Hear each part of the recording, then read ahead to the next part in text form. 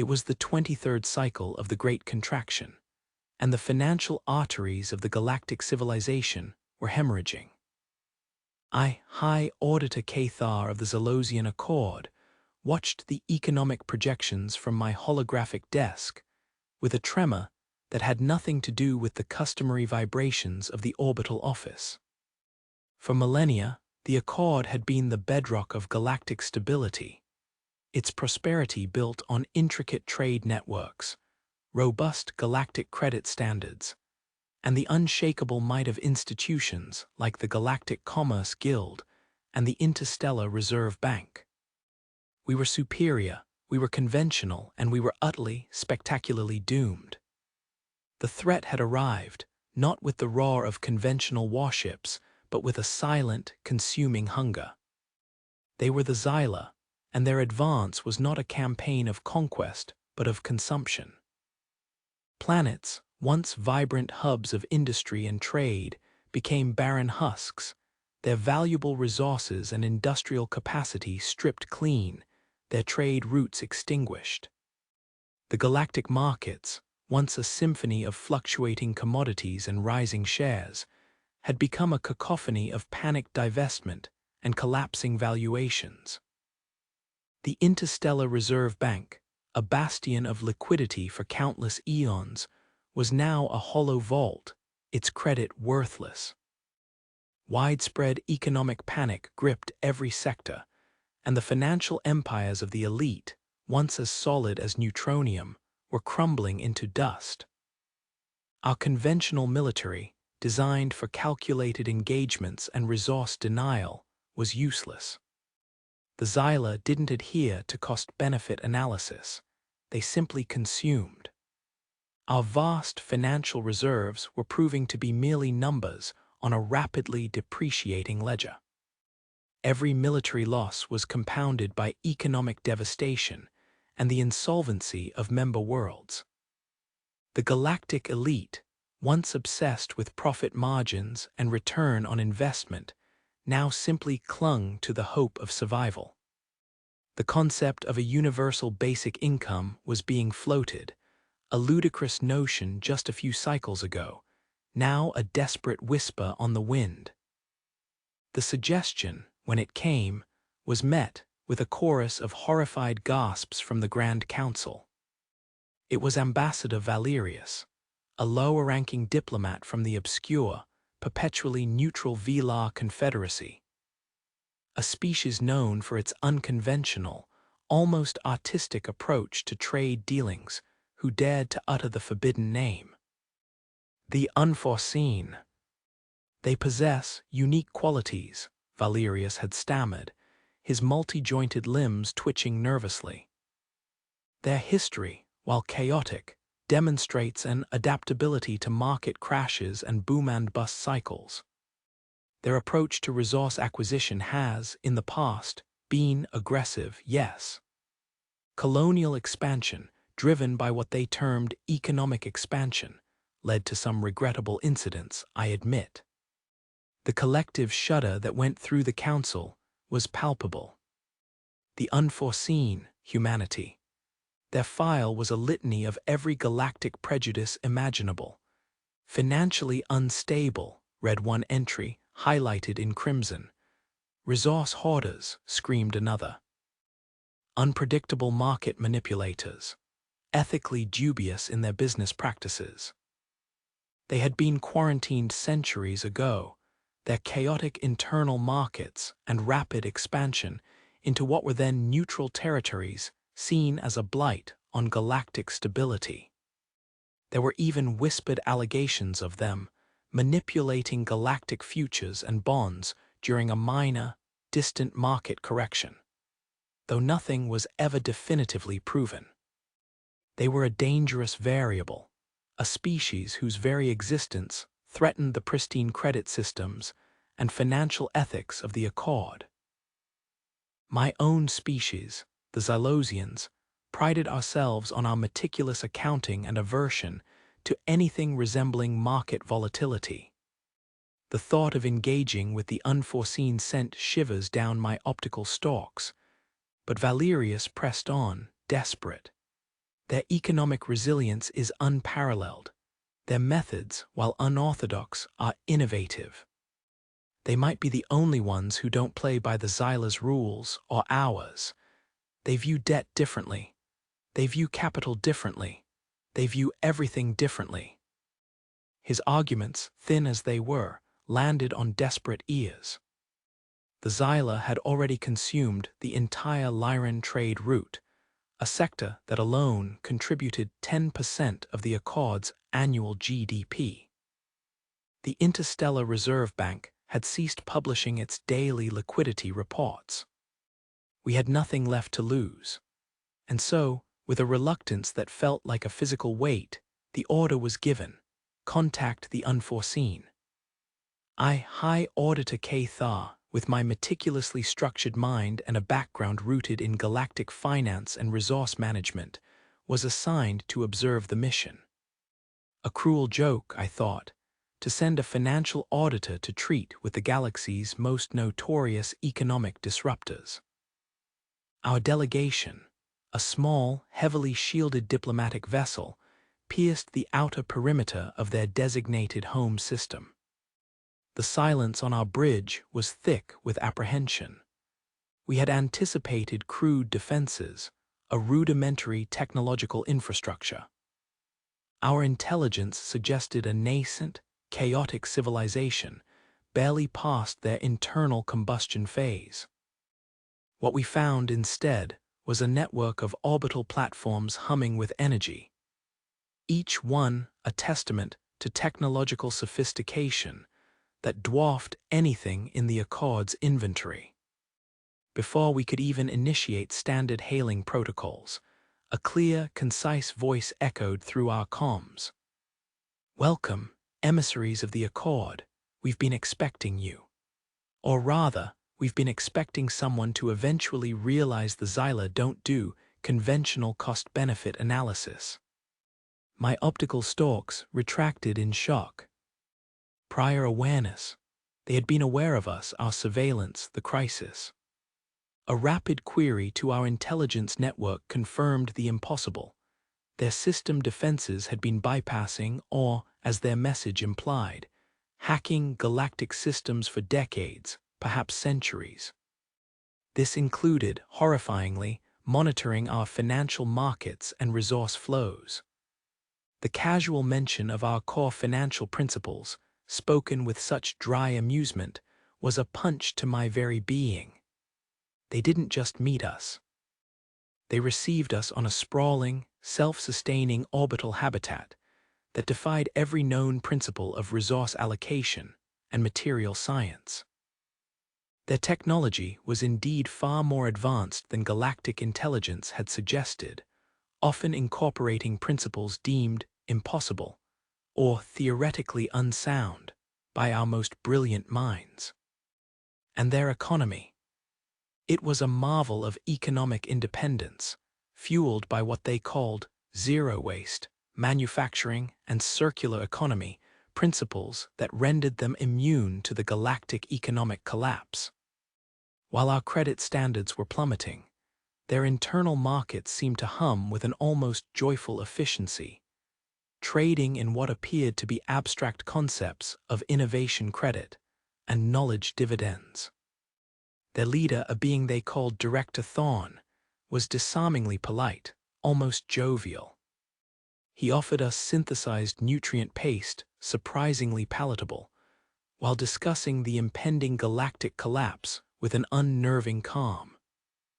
He leaned back in his chair, a faint, almost imperceptible tremor in the air around him, a byproduct of the habitat's incredible energy generation. "So you've finally decided the Xyla are bad for galactic business, have you?" he quipped, a wry smile playing on his lips. "Took you long enough.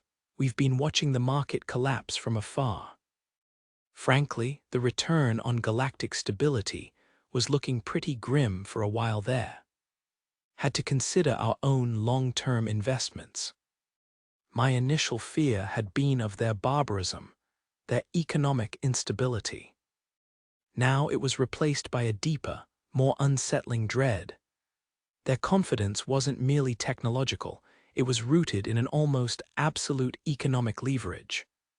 Why? I managed to ask, my voice surprisingly steady. Why would you help us, after our isolation? Thorn chuckled, a low, rumbling sound. Altruism is a poor investment, High Auditor. We see opportunity. New galactic markets previously denied to us. A strategic acquisition of resources and salvage from the conflict. The Xyla, for all their destructive habits, are excellent at concentrating rare materials, you know. And frankly, he paused, his gaze sharpening. A long-term investment in galactic stability ensures a future where our own prosperity can continue to grow. We're looking for specific economic concessions, of course. Recognition of our unique financial systems. Maybe even a few patents on some of our more efficient resource management techniques. He spoke of capital and collateral with the same casual ease most talked about atmospheric pressure. Their motivation wasn't about saving the galaxy, it was about optimizing their portfolio. What followed was not a military campaign, it was an economic overhaul disguised as a war. The unforeseen mobilized with astonishing speed and logistical efficiency that baffled our military observers. Their fleet was a bizarre amalgam. Sleek, black combat vessels intermingled with massive civilian industrial ships, repurposed cargo haulers, specialized resource extraction ships, even what appeared to be gigantic recycling plants. Their first engagement with the Xyla was on the ravaged world of Cathar Prime, a mining planet whose industrial capacity had been utterly obliterated, and whose commodity output had once been the envy of the sector. Our forces had been reduced to a desperate, defensive holding pattern, sacrificing lives for every meter of scorched earth. The unforeseen, however, didn't land ground troops. They sent in their industrial vessels. I watched from the observation deck of our flagship as their ships, looking like colossal, predatory insects, descended into the war zone. They're performing a resource valuation, Thorn explained to our horrified general, who was expecting a frontal assault. Gathering intelligence on residual assets, assessing salvage potential. Then came the multitasking. As their combat vessels engaged the Xyla swarm, their industrial ships began to literally dismantle captured enemy vessels. Not for analysis, but for raw materials. Zero-waste combat logistics. They weren't just fighting, they were mining. Our sensors picked up unprecedented energy signatures as 3D printers the size of small moons hummed to life within the industrial ships, fabricating complex weapons, drones, and even specialized resource conversion units from the recycled Xyla matter. Why waste a perfectly good supply chain when your enemy brings the commodities directly to you? Thorn had mused. Their tactics were utterly unorthodox, often seeming illogical or suicidal to our conventional military minds, but each had a clear resource or strategic economic benefit. They would deliberately draw Xyla swarms into asteroid fields, not for a trap, but so their mining vessels could rapidly dismantle the asteroids and the ensuing Xyla wreckage simultaneously. They disrupted enemy resource lines by targeting what appeared to be innocuous energy conduits, explaining later that these were Xyla nutrient distribution arteries, essentially starving the enemy of their fuel. There was a particularly horrifying incident where they utilized a modified terraforming device to rapidly convert swathes of enemy biomass into usable commodities, turning the very invaders into their own logistical support. Circular economy, galactic scale, one of their engineers had quipped, wiping alien ichor from his brow. My perception shattered. I had seen them as barbarians, then as innovators. Now I saw them as a terrifyingly efficient economic engine of destruction and creation. Their disregard for conventional supply chains or market forces was not recklessness. It was a higher form of economic genius. They didn't need external markets, they created their own. They didn't need pre-existing capital, they generated it from the battlefield itself. My initial fear had given way to awe, then to grudging respect, and finally to a profound, deep-seated fear of their economic dominance. Other alien observers, particularly the galactic traders and bankers who had once derided the unforeseen, were bewildered, their meticulous financial models utterly useless in the face of this chaotic efficiency.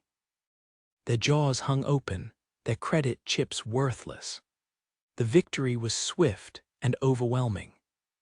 The Xyla threat, which had crippled our galactic civilization, was neutralized in a matter of cycles, with remarkably low casualties on the unforeseen side compared to our prior failures. The aftermath, however, was where the true shift began. The galactic economic landscape was fundamentally altered. The unforeseen now held significant resource leverage, controlling vast tracts of reclaimed territory rich in prime minerals. They had also acquired unprecedented technological patents on their zero-waste and rapid prototyping methodologies, and through their strategic engagements, had gained control over several critical trade routes that had been choked by the Xyla.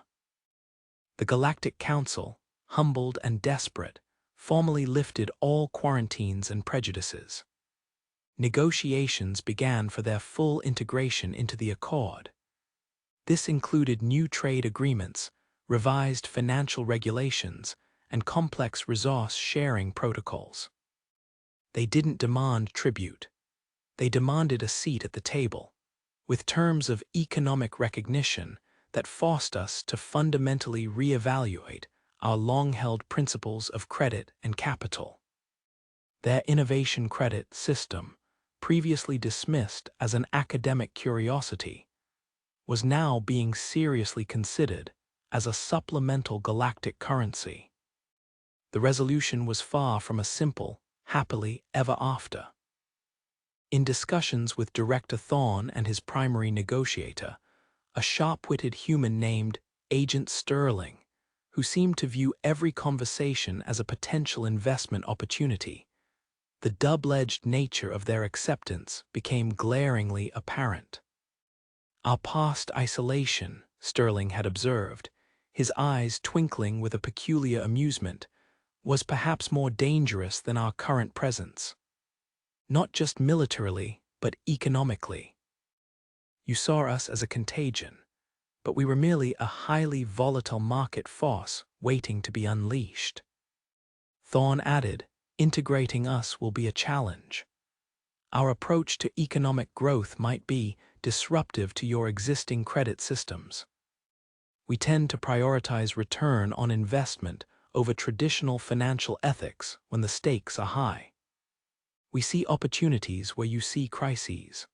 We optimize for profit and efficiency, even in the face of widespread panic. Their presence meant a profound shift in the very definition of wealth and power. The galaxy had gained an immensely powerful ally, a new economic powerhouse, but also an unpredictable, transformative force that would forever alter the status quo. The Galactic Commerce Guild, once omnipotent, now found itself consulting with unforeseen market analysts who spoke of economic warfare and long-term investment strategies with a chilling pragmatism. My final thoughts as I looked out at the reconstructed galactic map, now displaying the vibrant, ever-shifting lines of unforeseen trade routes and burgeoning industrial zones, were complex. We had been saved from an existential threat, certainly. But at what cost? We had unleashed a species that saw the universe not just as a place of conflict, but as a vast, untapped market. A species whose very adaptability, ruthlessness, creativity, and paradoxical traits had redefined not only war, but also the very concept of capital and resource allocation. The galaxy was no longer just militarily secure, it was economically revolutionized. And in that revolution, a new era of galactic economic competition had begun, promising either unprecedented prosperity or an entirely new kind of systemic upheaval. The unforeseen had proven themselves a force to be reckoned with, not just on the battlefield, but in the ruthless, intricate dance of galactic finance. And I, High Auditor Cathar, a creature of meticulous ledgers and predictable markets, could only wonder what hidden dividends, or devastating losses, this new galactic order would bring. The universe, it seemed, was about to enter a new era of interesting times, where volatility was no longer just a market term, but a way of life.